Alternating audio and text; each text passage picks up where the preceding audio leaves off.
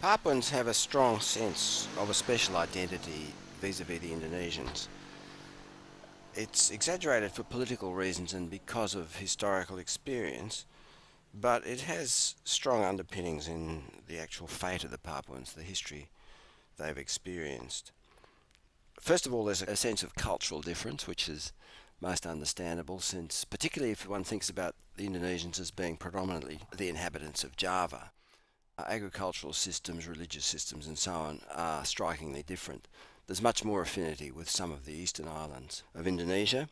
but Papuans don't embrace those particularly readily, even though the people who've come in as migrants from those areas, from Maluku and also from Sulawesi, have quite a lot in common with the Papuans in religion. Many of them are Christians,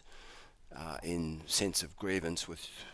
the centralisation of Jakarta, and also in their own history and culture. But the Papuans look to Papua New Guinea and the other countries of Melanesia, and one branch of the independence movement in Papua has for a long time pushed the idea of a Melanesian federation, some kind of pan-Melanesian state, where West Papua would figure as, initially at any rate, as a state of West Melanesia. That identification with Melanesia is partly a racial thing. There's strong consciousness of straight hair versus curly hair among the Papuans, and a strong identification with the kind of agricultural systems and kinship systems of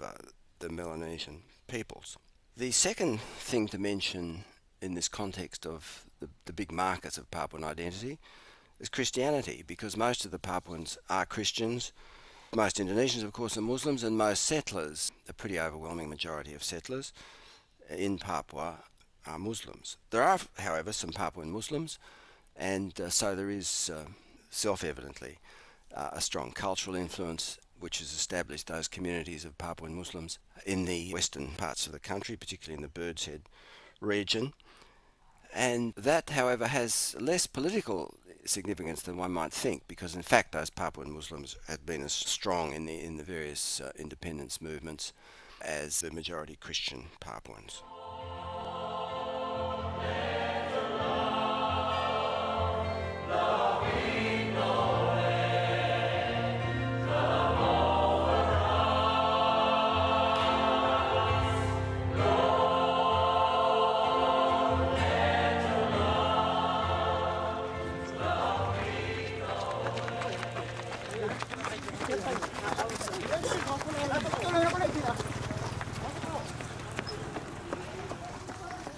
The Indonesian administration of Papua, or Irian Jaya as it was called for most of the Indonesian occupation, has been spearheaded by the army, which took over the province as the UN withdrew, and civil administrations in Papua, both bureaucracy and later on elected parliaments and nowadays elected governors and regional officials. They've always been able to be trumped by the army on questions of administration, particularly on security issues. And so-called security issues have been important from the beginning, because under the Sukarno period from 1963 to 1965, the prime political priority in Papua was to neutralise the Papuan nationalists who had such high expectations of self-determination and independence under the Dutch. Now that problem has continued for the Indonesian administration, especially following the setting up of the OPM, the guerrilla movement, which is actually a broader resistance movement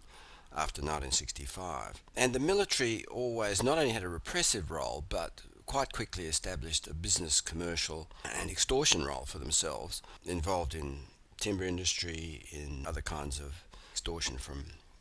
legitimate timber companies,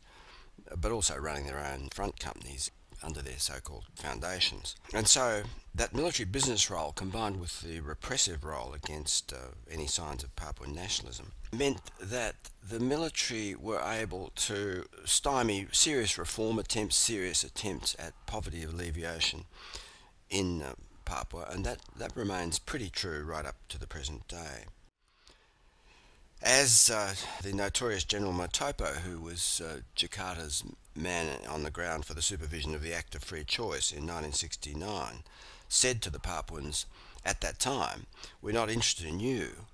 you Papuans, we're interested in your resources, and if you're not going to cooperate with us, you can find a place of exile on the moon, is what he actually said. And that does epitomise the spirit, certainly the spirit of the military occupation, but also to a large extent the spirit of the Indonesian administration as well.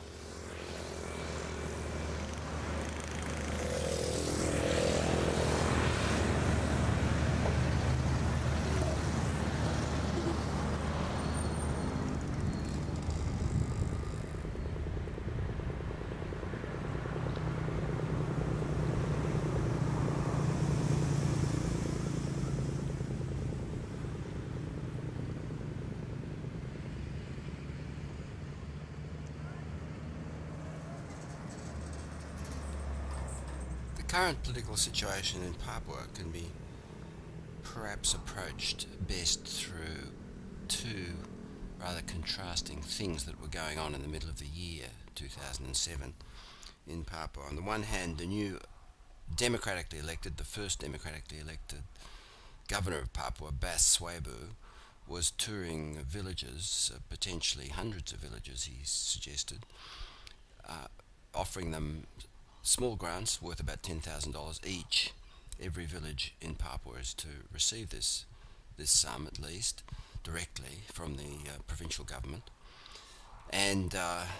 he has been making quite emotional speeches about the poverty and deprivation that he's finding in the villages, the neglect, the accumulated 40 odd years of neglect.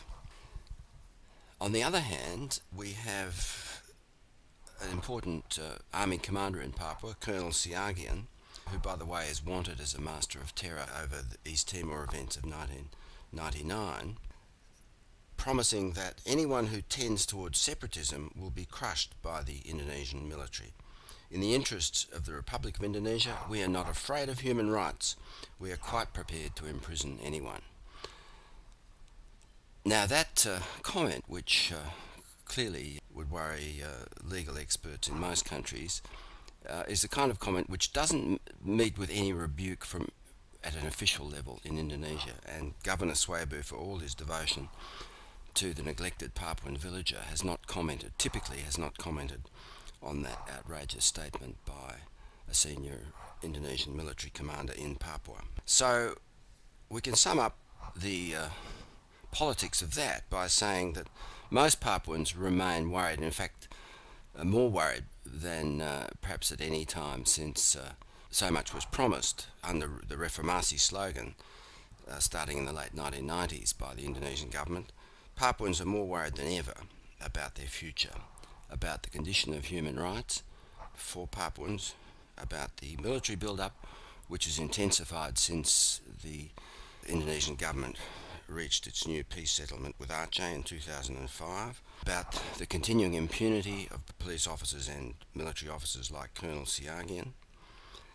and about the dire situation of human rights defenders and churches who are so important in the protection of human rights and upholding the NGOs which are active in human rights area.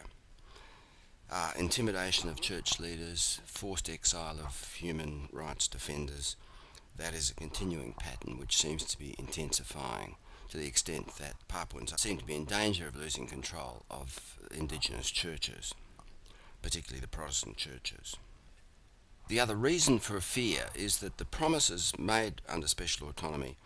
have been systematically undermined by direct sabotage of them at the presidential level under military influence.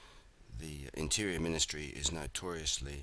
doubtful about what was promised under special autonomy and has been behind the move to set up new provinces to play a divide and rule game in Papua, which goes against the wishes of the majority of Papuans, but gives opportunities for the central government and the military to build up pockets of support among privileged Papuans who can benefit from the new administrative arrangements, and perhaps equally importantly, to establish new military posts and make the military build-up not just a question of extra troops, but a saturation of particularly of the Papuan highlands, where resistance has been strongest to Indonesian rule, to make the Papuan highlands a highly militarised area.